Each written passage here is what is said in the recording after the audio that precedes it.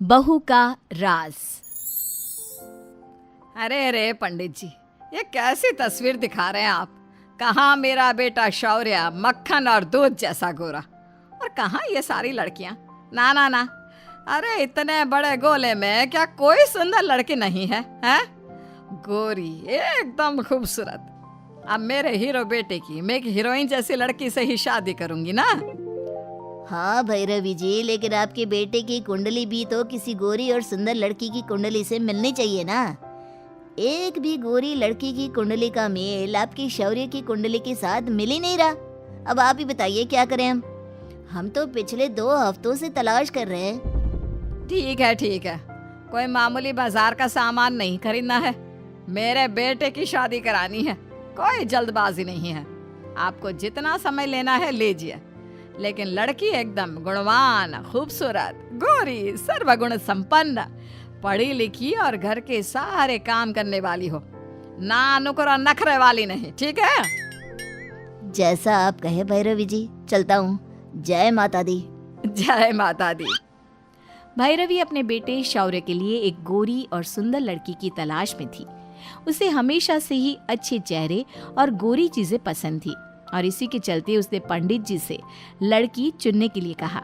रात में शौर्य जब दफ्तर से लौट आता है तब खाना खाते वक्त पिता पुरुषोत्तम कहते हैं, अरे शौर्य बेटा, कैसा रहा आज का दिन? ठीक ठाक था पिताजी, थोड़ा स्ट्रेसफुल, थोड़ा लेजी। तेरे इस स्ट्रेस को ही तो भगाने के लिए तेरी शादी कराना चाहती हूँ मैं, जल्द से जल्द। मैंने पंडित जी से भी बात कर ली है, अब बस कोई सुंदर लड़की मिल जाए जिसकी कुंडली तेरी कुंडली से मिलती हो। माँ, मैंने आपको पहले भी कहा है कि मुझे शादी की कोई जल्दबाजी नहीं है। अभी अभी तो मेरा करियर शुरू हुआ है। I want to explore. मुझे और तरक्की हासिल करनी है और काम करना है माँ। अरे कल मुँह काम तो जिंदगी भर करता रहेगा, लेकिन शादी की उम्र रहते ही शादी कर लेनी चाहिए। अरे अभी शादी नहीं करेगा तो क्या बुढ़ापे में लाठी के साथ फेरे लेगा, हैं? बात करता है। चुपचाप ये फुल्का खत्म कर, और ये दाल भी। खाने पे कितने नखरे करता रहता है। 2 घंटा पसीने में गैस के सामने खड़े रहकर इतनी मेहनत करो, और फिर ये महाशय ऐसे मुंह टेढ़े मेढ़े करते हैं। न जाने कब मेरी बहू आएगी और इन सब से मेरा पीछा छूटेगा। 2 दिन बाद पंडित जी एक सुंदर लड़की का रिश्ता लेकर आते हैं, जिसकी कुंडली शौर्य की कुंडली से मिलती है। लड़की का नाम कोयल होता है और उसके माता पिता का नाम देविका और रामचंद्र। दोनों परिवार रिश्ता पक्का करने के लिए एक साथ आते हैं, और जब भैरवी कोयल को देखती है तो वो उसे देखकर पूरी तरह आश्चर्यचकित रह जाती है। कोयल ने खूब सारा मेकअप किया होता है। नमस्ते भैरवी आंटी। अब नमस्ते नमस्ते बेटा। वैसे तुम नैन नक्श से तो बहुत सुंदर हो, लेकिन तुमने इतना सारा मेकअप क्यों थोपा हुआ है? पक्का मेकअप ही है या घर का आटा लगा कर आई हो सच के? नहीं, दरअसल मुझे ना मेकअप करने का बहुत शौक है। बचपन से हीरोइन बनने का सपना रहा है, लेकिन बस पूरा नहीं हुआ। क्या हुआ भैरवी जी, पुरुषोत्तम जी, आपको कोयल कैसी लगी? हाँ शौर्य बेटा, तुम भी बताओ, क्योंकि हमारी तरफ से तो ये रिश्ता फुल ऑन पक्का है भाई। भैरवी कोयल को अच्छी तरह निहारती है और फिर 1 मिनट तक सोचने के बाद वो अपना फैसला सुनाती है। ठीक है, हमें भी ये रिश्ता मंजूर है। चलिए मुंह मीठा करते हैं। शौर्य बेटा, तुझे तो कोई एतराज नहीं है ना? नहीं पापा, मुझे कोयल बेहद पसंद आ गई है। और फिर कोयल और शौर्य का रिश्ता पक्का हो जाता है और उन दोनों की पूरे विधि विधान के साथ शादी होती है। शादी के बाद भी दिन भर कोयल अपने चेहरे पर मेकअप लगाकर घूमती रहती, और तो और हाथ पर भी मेकअप लगाती है। भैरवी को ये सब बातें थोड़ी खटकने लगती है। ये कोयल बहू दिन रात चेहरे पर मेकअप शेकअप लगाकर ऐसे क्यों घूमती रहती है? वो कोयल से ही पूछ लेती है।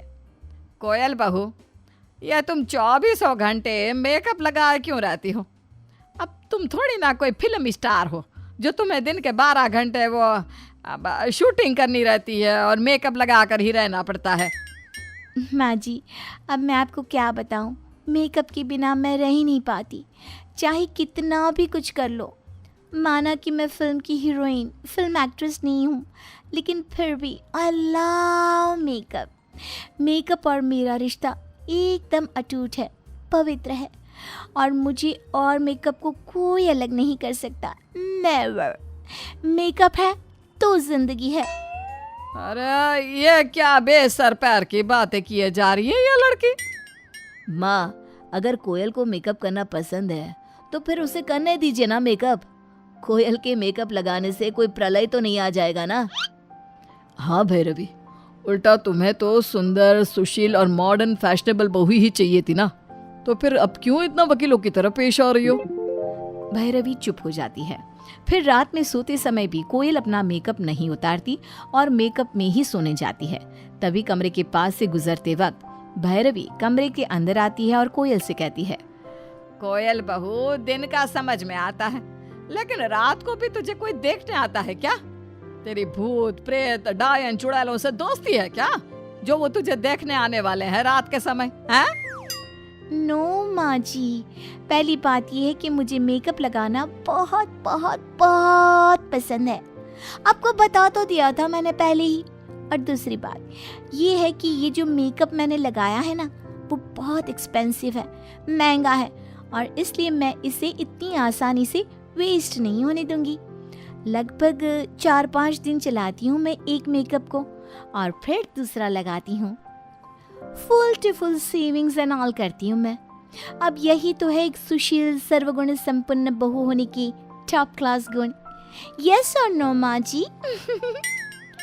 कोयल की इन बेतुकी बातों को सुनकर भैरवी का सर चकराने लगता है और वो बिना कुछ कहे चुपचाप वहां से निकल लेती है।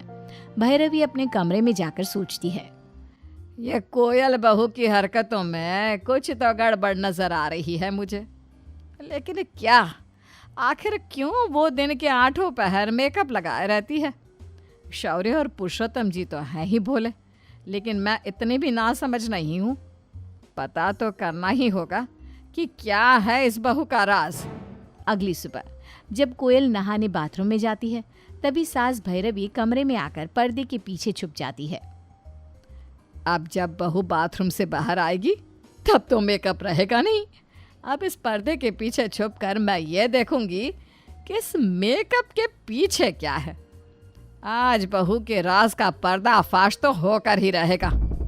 थोड़ी देर बाद कोयल बाथरूम से बाहर निकलती है और तभी भी उसके चेहरे पर मेकअप लगा ही रहता है। इसे देखकर भैरवी और भी ज्यादा हैरान हो जाती है। फिर वो बहू के जाने के बाद खुद भी उस कमरे से बाहर निकलकर अपने कमरे में चली जाती है। यह लड़की है या मेकअप की दुकान, नहाते वक्त भी, हाय राम। फिर एक दिन जब भैरवी और कोयल बाजार में सब्जी खरीदने जाते हैं। 30 रुपए? ओके ओके ठीक है, पैक कर दो। क्या? 1 मिनट। अरे कोयल बहू, कुछ दिनों में ही अपने ससुराल वालों को कंगाल कर दोगी क्या? ये सब्जी गांव के बाजार में 25 रुपए की है और ये आदमी हमसे 5 रुपए ज्यादा ले रहा है। ओफो माँ जी, अब 5 रुपए के लिए भी आप लड़ाई करोगी क्या? बात लड़ाई की नहीं है। अच्छा बाबा ले लो, रोज सर खाती हो आके। अरे बिटिया 5 ही नहीं, ये तो 1 रुपये के लिए भी ना झगड़ा करती है। ऐसी है भैरवी देवी। ज्यादा बकवास मत कर, समझा? अरे अरे माँ जी, चलिए चलते हैं यहाँ से। दोनों आगे बढ़ ही रहे होते हैं कि तभी अचानक से बिन मौसम बारिश शुरू हो जाती है और बारिश के पानी से कोयल का सारा मेकअप भीग कर उतर जाता है और भैरवी देखती है कि उसकी बहू तो सांवली है। ये देखकर भैरवी भरे बाजार में जोर से चिल्लाती है, ये क्या? कोयल बहू, तो ये है तेरा राज? हाय हाय हाय, मेरे बेटे की दुनिया उजड़ गई रे। ये सांवली लड़की हमारे घर में घुस गई, धोखेबाज कहीं की। चल चल तू घर पे, पुरुषोत्तम जी और शौर्य को भी देखने दे तेरे इस सांवले चेहरे को। भैरवी कस के कोयल का हाथ पकड़ती है और उसे खींच खींच कर घर ले जाती है। कोयल का सांवला रंग देखकर शौर्य और पुरुषोत्तम जी भी हैरान और भौचक्का रह जाते हैं। तभी रोते हुए कोयल सबसे कहती है, मैं जानती हूँ कि मैंने मेकअप से अपने सांवले होने का राज छुपाया। मैं और करती भी क्या, बचपन से सब मुझे मेरे सांवले होने के कारण चिढ़ाते थे और नाम रखते थे। स्कूल में, ट्यूशंस में, गली में, मोहल्ले में, जहाँ जहाँ मैं जाती हर जगह मुझे अपने सांवलेपन के कारण बुरा भला सुनना पड़ता, जिसकी वजह से मैं बहुत ज्यादा डिप्रेशन में चली गई। फिर उम्र के साथ जब बड़ी हुई तब से मेकअप लगाकर अपने सांवलेपन को छुपाती आ रही हूँ। आई एम सॉरी माँ जी, पापा जी, शौर्य, लेकिन आप एक बार इस पूरी दुनिया को, इस समाज को मेरे नजरिए से भी देखिए, फिर आपको पता चलेगा कि मैंने ये राज छुपाकर सही किया या गलत। बहू के राज से रूबरू होने के बाद सभी मौन हो जाते हैं। अब आप ही बताइए, कोयल ने ये राज छुपाकर सही किया या गलत? अब ऐसे में क्या करना चाहिए? समाज के इस नजरिए पर क्या हैं आपके ख्याल? कमेंट में लिखिएगा जरूर, इंतजार करूंगी।